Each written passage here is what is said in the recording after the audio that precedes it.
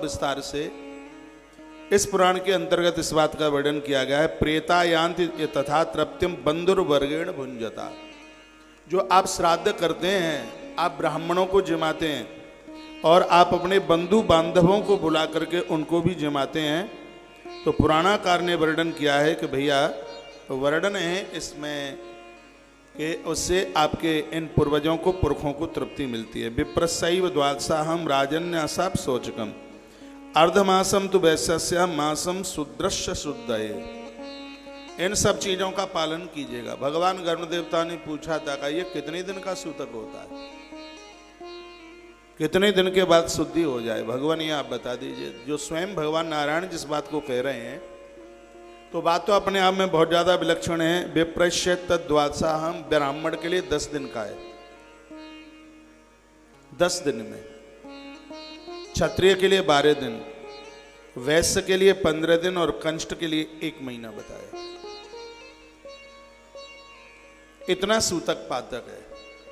13वें दिन कर दे, लेकिन जिसके जो दिन बताए हैं इतने दिनों में 3, 5, 7, 9, 11 इतने ब्राह्मणों को वो जिमाए। अर्धमासम तो वैश्यसम, अर्धमास कहते हैं 15 दिन, वैश्य के लिए 15 दिन। मासम कनिष्ठ शुद्ध है, कनिष्ठ वर्ण के लिए 1 महीना।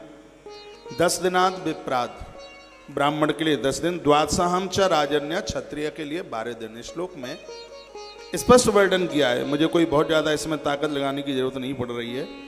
अय्यो भोज येत कामम द्वयानस्ते ततो दिने तदार्देशु पिंडम च प्रेतायो सृष्ट सन्निधहु। पुराणाकार वर्णन करते हैं कि मृत पुरुष के लिए प्रतिदिन भूमि पर जो पिंडदान आप करते हैं 10 दिन तक, जिसको दशागर्त बोलते हैं। क्यों? जिस प्रकार से 10 महीने में ये शरीर बन के तैयार होता है, उसी प्रकार से 10 दिन में सूक्ष्म शरीर बन के तैयार होता है। 10 दिन तक वो आत्मा पूरी की पूरी आपके घर में घूमती है। 10 दिन के लिए तो वो कहीं जाती ही नहीं है। 10 दिन के लिए वो आत्मा आपके घर में भ्रमण करती है, वो घूमती है। उसको जो आप 10 दिन में पिंड देते हो, तो जैसे माँ के गर्भ में बताया जाता है कि सब अंग निकल के आते हैं, सूक्ष्म शरीर का पहले दिन पिंड दिया तो उससे मस्तिष्क बन के तैयार होता है सूक्ष्म शरीर का। दूसरे दिन पिंड दिया है, उससे हाथ पांव बनते हैं। तीसरे दिन पिंड दिया है, उससे पीठ और पेट बनता है।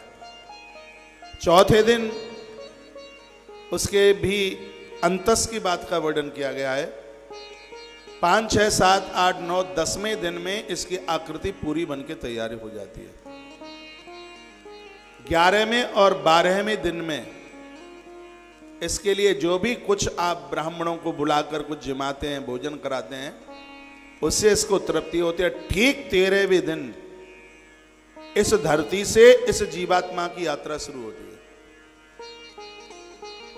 और 1 वर्ष तक इसकी ये यात्रा चलती है। एक दिन में 271 योजन चलता है। यह जीव की यात्रा एक दिन में 171 योजन। 1 योजन में 4 कोस होता है। 171 × 4 बराबर कर लीजिएगा कितना होता है। इस यात्रा में इसको 1 वर्ष लगता है। इसलिए इस ग्रंथ में लिखा है, परिवारी जनों को चाहिए।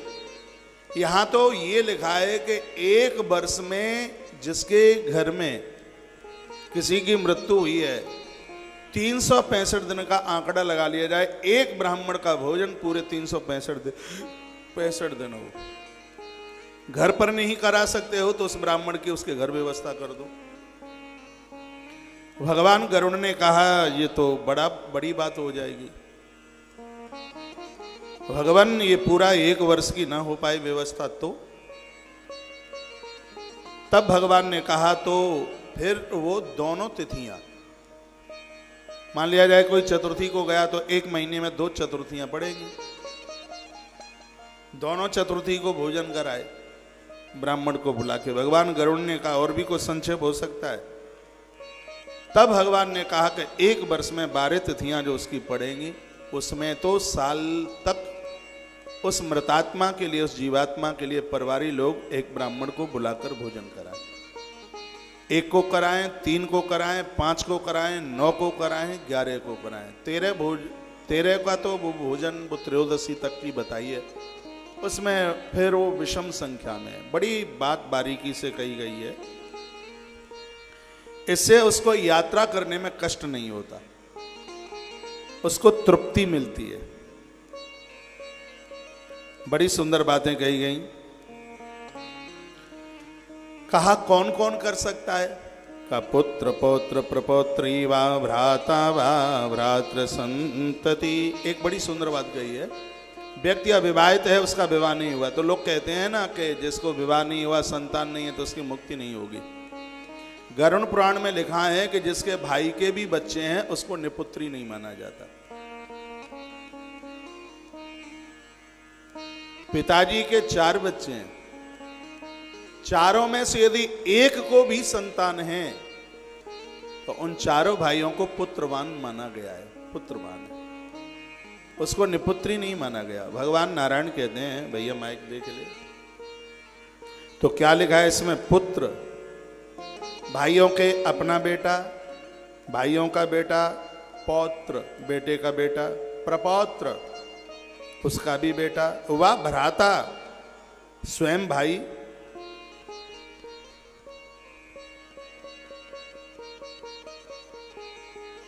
स्वयं भाई। कुल में कोई न रहा हो, कोई बचा ही ना हो, तब स्त्रियां पिंडदान और तर्पण करने की अधिकारी है। माताओं को श्राद्ध करना चाहिए, कड़ाई चढ़ानी चाहिए। जब परिवार में कोई बचा नहीं है तब स्त्रियां पिंडदान के लिए और तर्पण के लिए निकलती हैं, नहीं तो पुरुषों के लिए अधिकार दिया गया है। उस प्रेतात्मा को पितृत्व मापन ने क्या सुंदर बात कही है। प्रेत को पितर बनाने के लिए सब कुछ किया जाता है, और जब जीव प्रेत में से जब वो पितर बनता है तब वो पितर लोक में जाके विराजित हो जाता है। उसके परिवारी जनों के द्वारा किया गया कार्य हजारों हजारों वर्षों तक सूक्ष्म शरीर से वो ईश्वर के चरणों में वह आनंद लेता है। श्राद्ध कर्म को 3 प्रकार में बांटा गया है, बहुत ध्यान से सुनिएगा। कहा गया है दाह से लेकर के त्रयोदशी तक इसको पूर्व कर्म कहते हैं। जिस दिन संस्कार हुआ है दाह, भले ही किसी की 4 दिन पहले मौत हुई हो, तिथि उस दिन से गिनी जाती है जिस दिन से उसका अंतिम संस्कार हुआ है। जिस दिन अग्नि लगी है तिथि वह मानी जाती है, भले ही 6 दिन पहले, 4 दिन पहले, 3 दिन पहले। भगवान गरुण देवता ने पूछा यदि किसी की मृत्यु हो गई बाहर और सब भी नहीं मिला, उसका देह भी नहीं मिली, तो भगवान क्या करें फिर?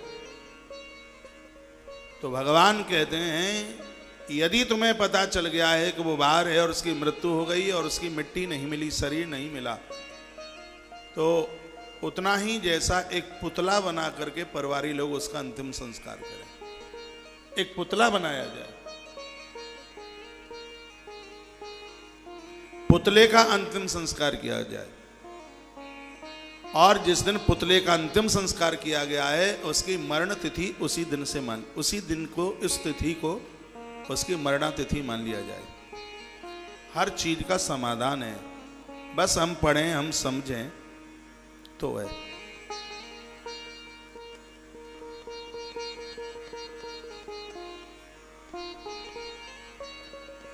अभी तो आप सब लोग ये सब कथा सुन लें और फिर आपको जो समझ में नहीं आ पाएगा लास्ट के एक 2 दिन में आपके प्रश्नों का भी समाधान कर लेंगे, क्योंकि फिर मेरा वो दिमाग भटकता है। अभी तो मैं आप सबको ये ग्रंथ की बात बता दूं जो स्वयं भगवान नारायण गरुण देव के सामने बोल रहे हैं। क्या उन्होंने अद्भुत बात कही है कि जिसकी मृत्यु बाहर हो गई है और उसकी मिट्टी तक नहीं मिल पाई, आपको सूचना मिल गई ऐसा ऐसा हुआ है, तो एक पुतला बनाया जाए, पूरा गांव, पूरा परिवार उसका शोक मनाए और उस पुतले का अंतिम संस्कार किया जाए। जिस दिन पुतले का अंतिम संस्कार किया गया है उस व्यक्ति की मृत तिथि उसी को माना जाए, उसी दिन किया गया श्राद्ध उसको प्राप्त होगा। भगवान कहते हैं कि चाहे कोई वैकुंठ में हो और चाहे कोई हो नरक में, ये श्राद्ध दोनों को प्राप्त होता है। ये स्वयं भगवान कहते हैं, कोई नरक में है उसको भी श्राद्ध है, और कोई वैकुंठ में है मेरे चरणों में है उसको भी ये श्राद्ध कर्म उसको भी स्वीकार होता है। तो दाहा से लेकर के त्रयोदशी पर्यंत तक 13 दिन तक इसको पूर्व कर्म कहते हैं। हर महीने में दोनों तिथि या एक तिथि या 365 दिन तक रोज ब्राह्मण को भोजन कराना, 1 वर्ष तक इसको मध्यम कर्म कहते हैं। और 1 वर्ष के बाद भी आप उन पूर्वजों के लिए, पितरों के लिए, याद रखिएगा 4 साल से पहले पिंडदान नहीं होता। लोग कहते हैं कि अभी तो 1 वर्ष हुआ है, हम ब्राह्मण को कैसे जमाएं, लेकिन ये ग्रंथ कहता है 1 वर्ष के बीच में ही तो आपको ज्यादा से ज्यादा जमाना है। 1 साल के बीच में, क्योंकि जीव को ऊपर तक की यात्रा करने में इतना टाइम होता है। यहां 9 से 12 महीने बताए, इसलिए बच्चे के जन्म की अवधि 9 से 12 है। ये लोथड़ा मां के गर्भ में पहले से बन जाता है, लेकिन उसमें जो जीव का प्रवेश होता है उस यात्रा को 9 से 12 महीना लगता है। उसके कष्टों को कम करने के लिए उन्हीं दिनों में तो बहुत ज्यादा उसके लिए दान पुण्य सत्कर्म करने की आवश्यकता है। क्या सुंदर बात कही है, प्रेतों को पितर बनाने के लिए ही ये उत्तर कर्म किया जाता है। कर्म 3 है। क्या क्या है? पूर्व कर्म। पूर्व कर्म में जीव प्रेत के ही रूप में है।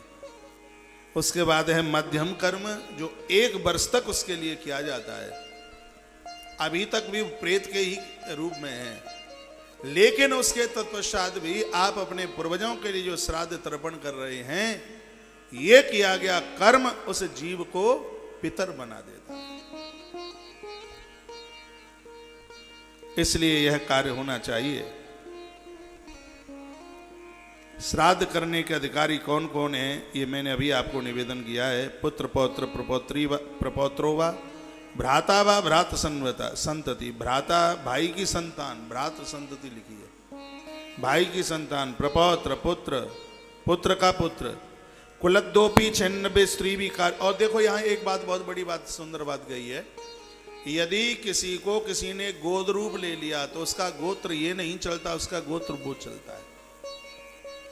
जिसने उसका लालन किया, उसने उसका पालन किया, उसका वो गोत्र चलता है।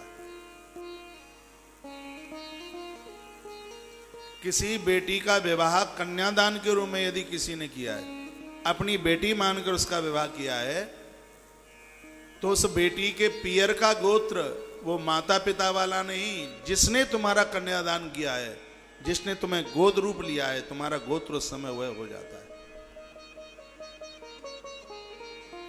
बड़ी सुंदर सुंदर बातों का वर्णन किया। देखो और क्या लिखा है कि हर महीने की अमावस्या को श्राद्ध करने से 1 वर्ष तक यदि किसी ने श्राद्ध किया है, ब्राह्मण को भोजन कराया है, 8 वर्ष तक पितर तृप्त हो जाते हैं। 1 वर्ष की अमावस्या, 1 महीने में 1 अमावस्या पड़ती है, तो 1 साल में 12 अमावस्या हुई। 12 अमावस्या को जिसने अपने पूर्वजों के लिए ब्राह्मण भोजन कराया, 8 वर्ष तक 1 वर्ष की अमावस्या के द्वारा उन पूर्वजों की तृप्ति होती रहेगी। मैं श्लोक बोले देता हूं। अमावस्या यदा मित्रः विशाखा स्वाति योगिनी। कुछ ऐसे योग पढ़ते हैं उन अमावस्या में कि उस योग में यदि पूर्वजों के निमित्त ब्राह्मण को भोजन कराया है तो 8 वर्ष तक लिखा है। तथाप्यो 8 वर्ष कांड, 8 वर्ष तक पूर्वज तृप्त रहते हैं। 8 साल तक कोई कड़ाई न चढ़ पाए, कोई सूतक पातक सोबड़ में आप पूर्वजों के लिए कुछ कर नहीं पाए हैं, तो आपके पूर्वज अमावस्या की इतनी बड़ी महिमा 8